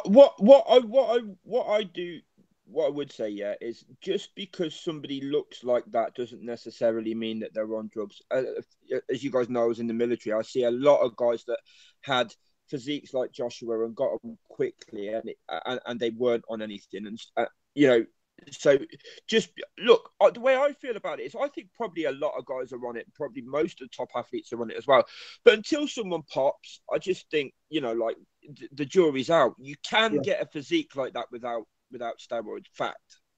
Yeah, sorry, I wasn't trying to make an ignorant comment just by saying, Joshua, but you get my point. A lot of us will probably lean towards, is Joshua on something? We'd probably say yes. I'm not just trying to single him out. I'm just thinking of the first name I thought of in terms of a big muscular guy who wasn't as big and jacked as he was, 2 or 3 years ago, kind of thing, to the point where he's getting massive now, isn't he? He's getting bigger and bigger every fight. But there's 101 different fighters who are doing shit. Same for the UFC. You know what I mean? Even though we don't, follow UFC, all of us, but you get my point. It's a similar thing, isn't it? And especially in these sorts of sports. Pardon me. Go on, BG. For me, the most unsavoury thing is the Canelo being on, having clenbuterol in his system. For me, I'm almost not surprised by that. Do you know what I mean? I'll get over that. We've all faced that 5 or 6 times before. The most thing that I'm going to struggle with here is the comments from the governing body presidents. Those are the bits that are legit going to question me, really wanting to follow this sport, to be honest. I mean, for me, that is an absolute new low and not something that I have ever deemed a possibility before. I don't know if I'm feeling like that. Yeah, 100%. I didn't even touch on that. I completely forgot. It was WBC and WBA. They both came out and said that, didn't they? They backed him, which is absolutely, I don't want to say disgraceful, but I mean, it is disgraceful, isn't it, to an extent? It's a bit of a piss take that they shouldn't have any sort of bias or have a horse in the race and these sort of things. They should condemn them. The WBA and WBC are the two that have come out with their own clean boxing programs, isn't it? they pushed that initiative. How can you then come out and then say, oh, we think it's clean? Yes, of course, we understand there's a tainted meat issue in Mexico for, what's his name, Mauricio Suleiman to come out and say that that's fine, because obviously he's from Mexico himself, so he can kind of shed some light on that to an extent. But the point is, Canelo's thrown the WBC under the bus for the last year. All he's done is kiss Canelo's ass in that time, and they made up, and Canelo's even agreed to fight for the WBC belt now on May the 5th. And then a week later, when he gets popped, you're back in his case. That's not it's not coincidence, is it? It all kind of makes sense because they want him to be the face of, the WBC as a Mexican and whatnot, and the biggest name in the sport. Carry our belt, if you beat Triple G. Same thing for WBA, of course. They're with the Panamanian, I think, the Panamanian based, aren't they? But again, Canelo's never held the WBA belt ever. But again, they're kissing his ass because if he does win, which is a possibility against Golovkin, if he wins, then he's going to have our belt, and the biggest name in the sport will carry our belt, and let's back him. You know what I mean? It's one of those things. The issue I have is, if it was the other way around, Golovkin would be getting slaughtered probably even more, because a lot of people will look to kind of discredit Golovkin and what he's accomplished with all the knockouts and whatnot, and the fact that he's unstoppable and all that, that sort of narrative and that part of Golovkin's, aura, if you will. He'd have been slaughtered, man. If that had been Golovkin, he would have been slaughtered. I mean, look at Pacquiao. When Pacquiao was knocking loads of people out after, like round about the Cotto, Margarito time, those times when he just looked so devastating. Pacquiao never even popped positive, and yet, if you had a conversation with sort of like 95% of boxing fans, would be all like, yeah, fucking Pacquiao's juicing. Do you know what I mean? Like, oh man, I think it's disgusting the way certain people just kind of like are so biased towards certain fighters. But I hear, what about like when Povetkin got popped the first time for meldonium? Like, to me, that is like, a similar case to Canelo. He was admitted to taking meldonium beforehand. There was trace elements left in his system. Look what happened to the Wilder fight. It got stopped, right? And and that just shows that there is definite clear bias. Now, do I think Povetkin was doping and subsequently was doping? And I think probably yes, but he's got as much a case to make as Canelo does. And a lot of that just has to do with, basically, it's money talks. I think we should call all these boxers who get caught doing drugs, we should call them PEDophiles from now on. Try and taint them with the brush of sexual abuse of children. Like, maybe that will make them less likely to do it. the best one, I heard Canelo being referred to as Canelo Alvaroids earlier, which is really good. I saw that on Twitter. I don't know if any of you guys work in industries where there's like bribery or stuff like that goes on. But if you do, you are so careful of presenting yourself in any way that suggests that, you may be on the take or suggests that you may have an element of bias, etc. And the presidents of these governing bodies, I'm not saying that they're necessarily on the take here, but it's just so bizarre. Like, that's what I was saying. That's what I was saying. I can't believe it. Totally unaware of them coming out in fighters' defense before, and now they're saying things like, "We believe in his innocence." They've got no shame. Anyone else? No shame whatsoever. I don't know how they've got the gall to do it, because it just looks so bad. Exactly like you were just saying, Tom. Like, if you care about the reputation of whatever company or whoever you represent, you don't come so heavily on it's certainly not like a day later.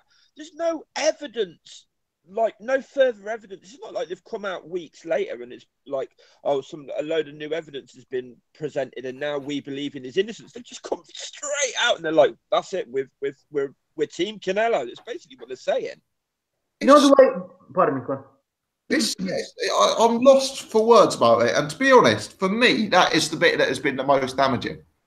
100%. But look, boys, all of these different belts they have nowadays, they're just essentially like bribes. You know what I mean? To get rankings.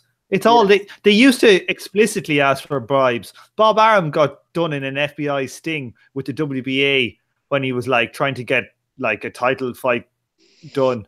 and they asked him for a bribe, and he paid it, and he got away. The reason he got away was because he was asked for a bribe, so he didn't offer it.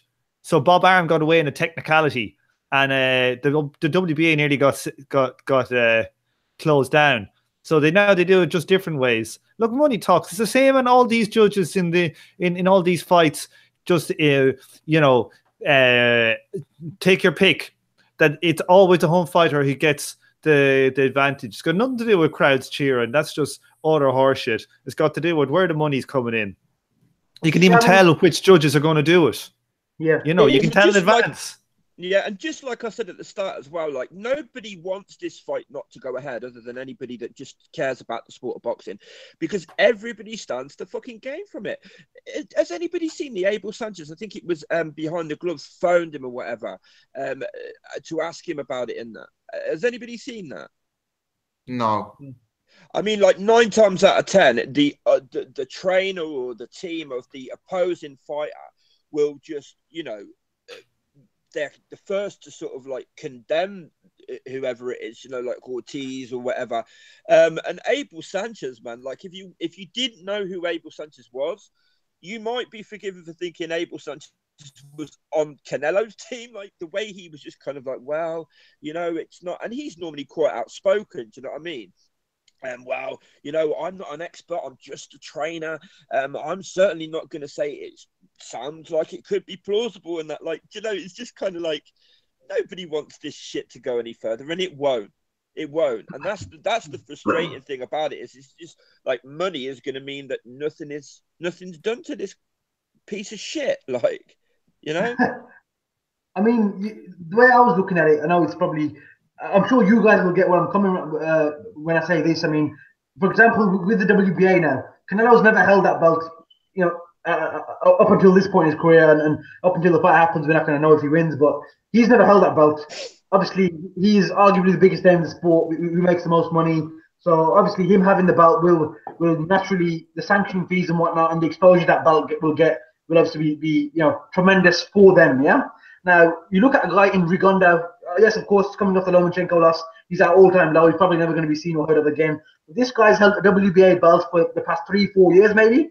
Of course, he's been inactive. That means no sanctioning fees, and because he's not a big name, what did they do? When he fought a guy 2 divisions higher, they put the clause in there that if he loses, he's going to get stripped of a title which is 2 divisions lower. How does that make any sense? It doesn't add up, does it? It's all about money and profile. Would you not agree?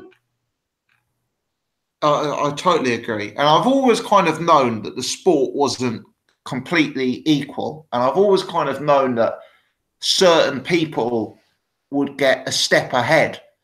But I didn't actually suspect it would be this bad as what we've seen this week.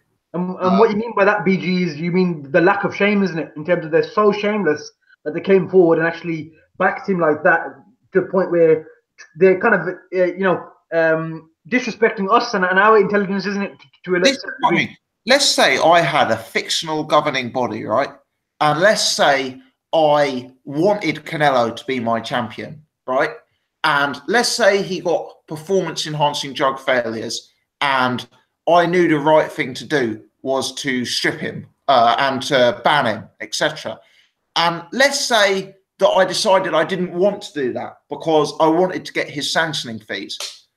I probably, despite all of that, wouldn't have the nerve to make a public statement and say that we believe in his innocence.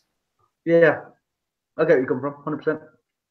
Yeah, it's disappointing. It's really disappointing. It's almost like, to be honest, to me, the way it looks, it's almost like they don't care.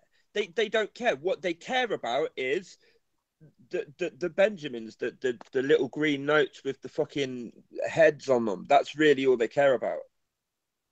That's what it seems like to me. Even ahead of like the reputation of the sport, the survival of the organisations and whatnot. It just seems to me like they don't give a shit about any of that other than money. Yeah, no. On that note, Paul, like you just said, based on money, if they didn't back Canelo, were they going to lose any money? They're not, are they? I mean, come on, how many belts have they got out there? You know what I mean? But by not having Canelo as a champion, the organisation's not going to shut down. They're still raking millions of fighters. So I don't know what the issue is. Yeah, but it's like it's like the world. It's like I work in music. The world of music's a small world as well. Yeah, everybody knows everybody, and everybody's sort of like talking to everybody and whatnot. So many people are do stand to lose money if this fight don't go ahead, and if Canelo say banned for 2 or 3 years or something. That it's kind of like it's all the one that they're all. They're just a representation of it. Suleiman or whoever comes out and makes a statement, it's just the representation of the fucking big animal that is the big machine, I guess, that is behind Canelo, that does stand to lose money if he's banned. So, lads, I mean, in terms of obviously where we're at with Canelo now, I mean, is everyone hoping he loses to Golovkin now based on this? I hoped he loses. I hoped he lost anyway. Yeah. Look, from when he sort of like just gave up his bout like that, it just like I lost respect for him then. So, but even more so, I hope he loses now. Yeah, absolutely. I wanted Canelo to win. I now want Golovkin to win, and also even worse than that, I'm actually not as interested in the fight, anywhere near as interested in the fight as I was previously. I'm not going to lie. I've got to agree. I'm not going to lie. I wasn't that interested in the rematch anyway. And this has only kind of dampened it a bit more, if I'm honest. The first fight wasn't this, all-time great middleweight classic that they were building up to be, And it wasn't even a brilliant fight. It was just a good fight to see with those two in the ring. Overall, there wasn't really that much drama in the fight. There weren't that many big shots landed in terms of, that anyone got majorly rocked by, you know what I mean? I didn't think it was a brilliant fight. I thought it was a good fight. The rematch now, it just depends on, again, I don't know. It's just taken so much away now from that as well. Of course, I'm a boxing fan, so naturally, fight week, I was going to bound to be, over the moon that the fight's happening. But now with this as well, it's kind of put a dent in it all, hasn't it? I'd honestly rather see Golovkin Saunders, honestly. Yeah, I was kind of hyped for the rematch, and I'll tell you for why. Because of the way the first fight went. Yeah, because of a couple of things. Like one, the way both from the Triple G camp and a lot of the sort of like boxing fans as well, talking about the way Canelo fought. He said he was going to fight like a Mexican, and he fucking ran like an athlete. This, that, and the other. And because of the way Triple G was robbed on the card. Let's be honest, especially if you look at the Adelaide Bird card, I thought that was going to give both guys a little bit more incentive. I thought Triple G was going to come into this thinking, I've got to knock him out. It's as simple as that. I've clearly got to knock the fucker out. And Canelo maybe, try and wanting to prove himself. So I was kind of a bit more hyped for this rematch.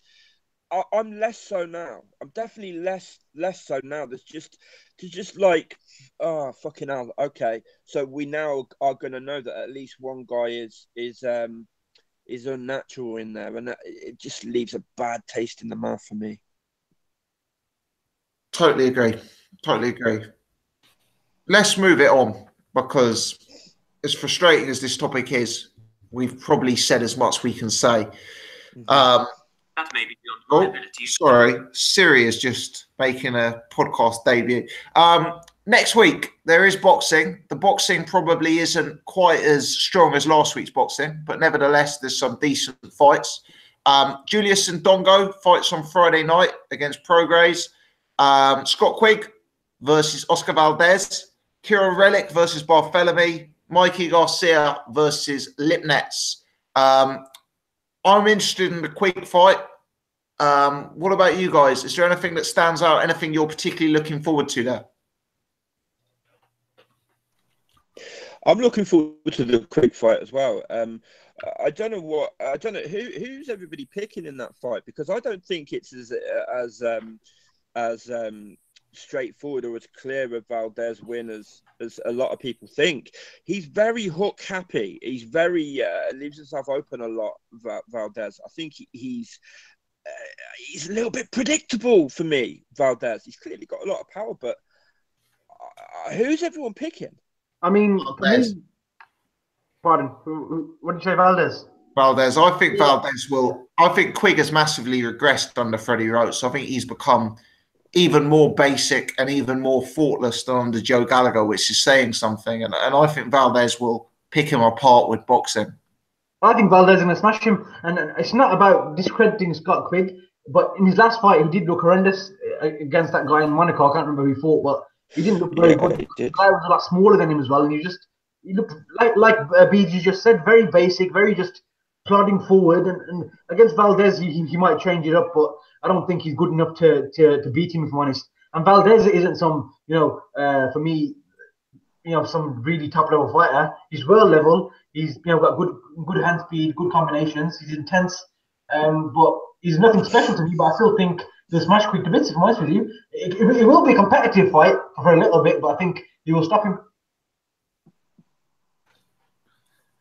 Yeah, there's a fight I want to see on there. Mike Reed is fighting Arnold Barboza Jr. I mean, know who Mike Reed is? What's the name? He's the fella who played fucking... Frank Butcher from EastEnders. You're fucking kidding me. Remember Ricky Masson? I think he's dead, but he's fighting Arnold Barboza Jr. on the undercard of the Quigg Valdez one, so I want to see that one. Showing your age there, Tom. Despite the fact that he's dead. Mikey is your boy, isn't he, Tom? He is. He's fighting Lipinets. I'll be interested to see that. I think he'll knock him out. But the one I want to see this weekend, I think, is Regis Prograis against Julius Ndongo. Yeah. Is Ndongo a bit of a live underdog there, Tom? I don't think so. I think Prograis is really good. Yeah, I think Prograis is like, there's Mikey Garcia, there's Prograis, and there's Josh Taylor in that weight division for me. In Dongo's win over Ricky Burns and the fact that he was involved in a big fight with Terence Crawford, I think has massively sort of overrated him. You've got to think about it. Who knew anything about fucking Julius Ndongo before was it Troyanovsky? Yeah. Was the guy he just iced Troyanovsky. Yeah, he just came out and iced him. Could anybody on this podcast tell me that they knew who he was before that? No, of course not. But I think, Paul, that's the beauty of it.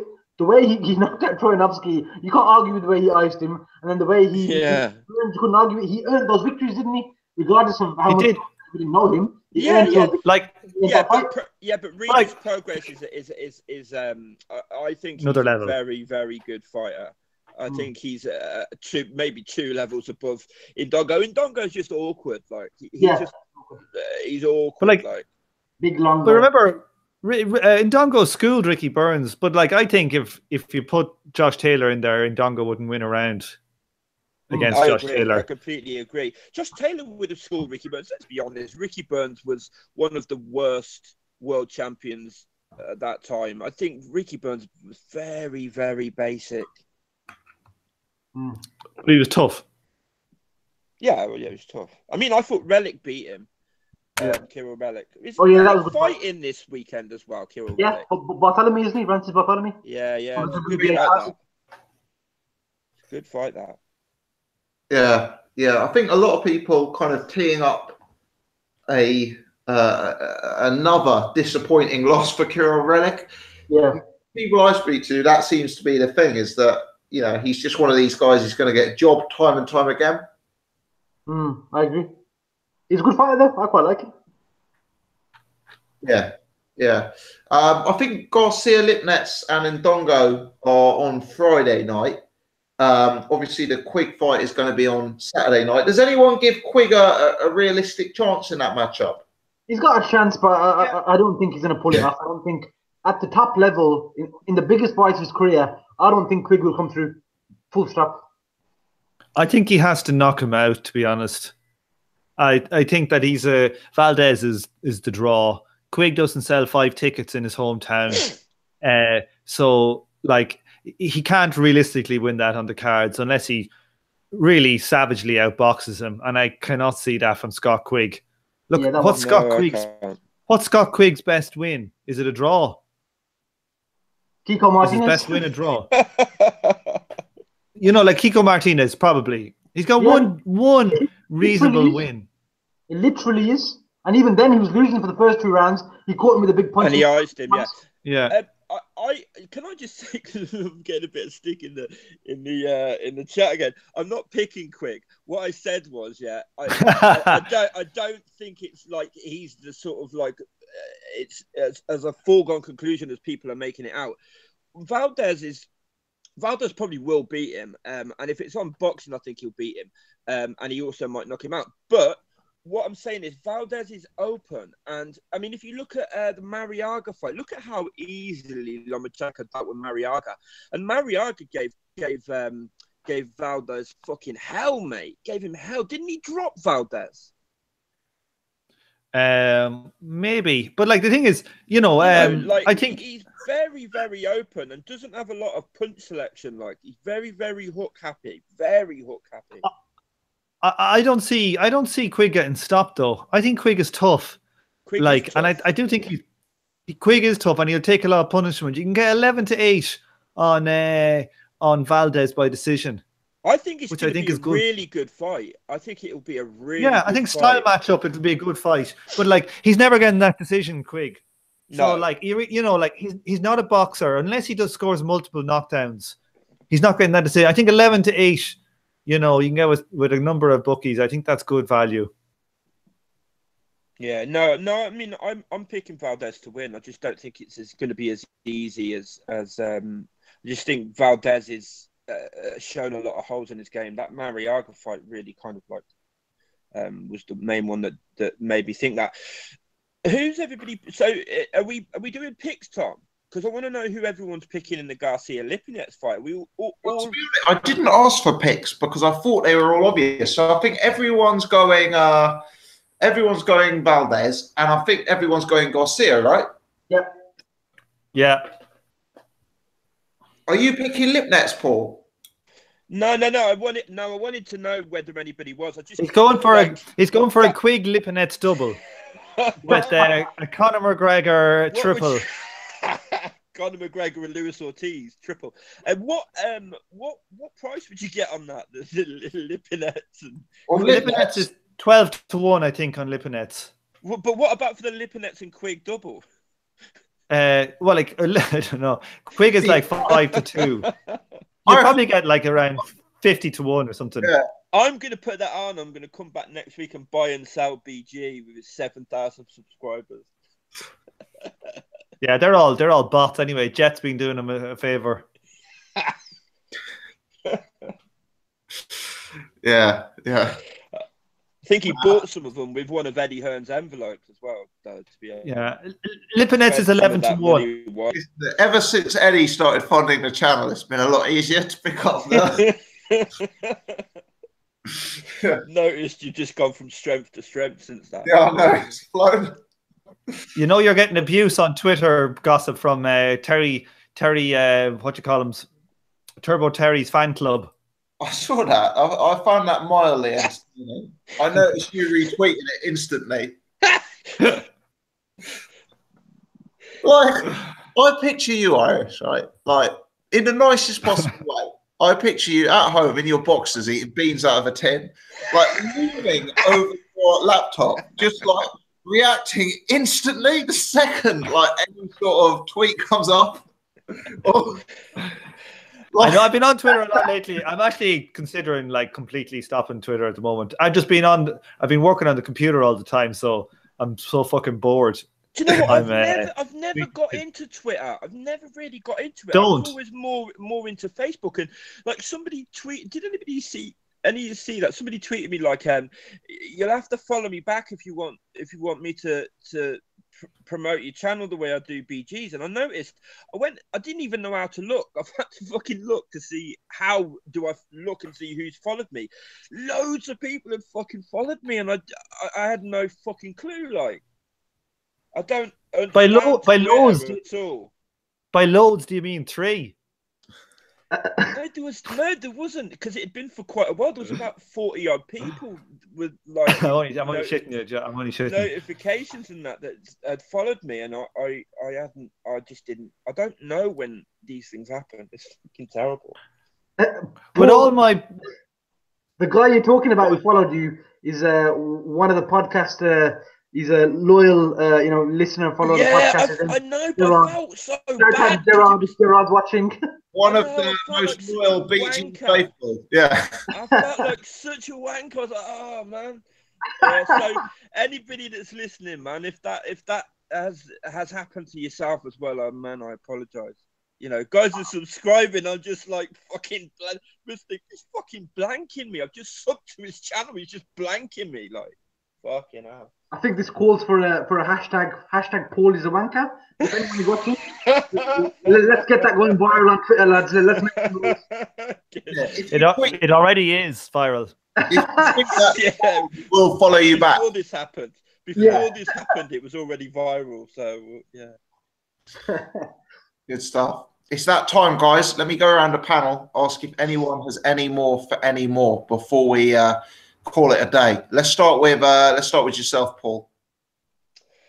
One thing I want to say, fucking Luis Ortiz, right? Given that I fucking picked him and that, yeah, he's fucking like. Have any of you heard this fucking team's trying to fucking complain about the fucking 3 extra seconds that they gave Deontay Wilder at the end of the 7th and that? It's just like fucking hell, man. You know, like he wasn't your mandatory. He didn't have to fight yet. You failed a test and he still gave you another chance. And you lose the fight, you get fucking knocked out. And because the ref checked his eye for 3 fucking seconds or whatever it was, you want to start moaning. I just felt the need to fucking say something about that. Wanker Ortiz. I tell you, lads, all you need to know about Paul is if somebody lets him down, he just burns them. I jump ship like that, mate. Like a fucking like rat going down on the Titanic. I'm off. Gone. Boxing fans are fickle, as they say. There you go. Good stuff. Irish Tom, anything more for you? I've only one thing to say, and that is Jay is a bum. War Irish. And finally, sorry. The only way to top it all off, Tom, is just simply Viva Mexico.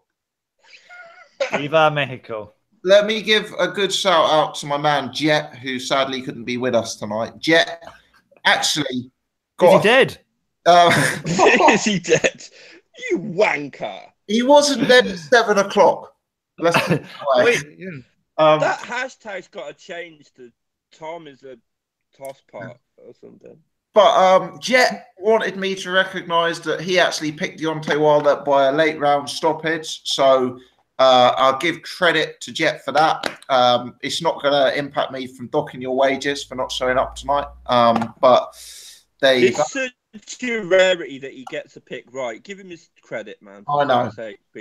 And Jet also just wanted me to read out his picks for this week's boxing. He's gone for Lipinets KO1. Dongo on points. He's gone for Scott Quigg split decision. And he has also gone for... Oh, what's the last one that I've written down? That Mike Reed. Mike Reed by KO. Mike Reed and Kira Relic double, both by KO. Yeah. So,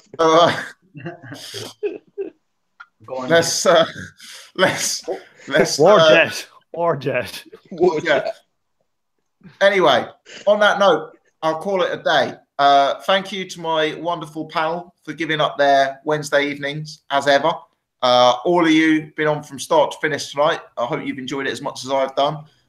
Thanks to Tom, thanks to Seri, thanks to Paul. Please do subscribe to Paul's new YouTube channel. He's got some good videos up, but it's gathering a little bit of a following. Abstract boxing and stuff, with abstract spelled ABZTRACT. New word boxing, new word and new word stuff. Check out Paul. If you haven't already done so, please subscribe to my channel. Please hit the thumbs up on this video, whether you're watching live or whether you're watching after this has been uploaded to the channel at a later date. And as always, thanks for all the support from the people in the chat. Can see a lot of the usual faces who've been here even before we started tonight. So that is hugely appreciated. I hope you've enjoyed the pod as much as we've enjoyed doing it. I'll say good evening and good night, and thanks for tuning in, guys. Have a good one. Thank you. Slip slide. Happy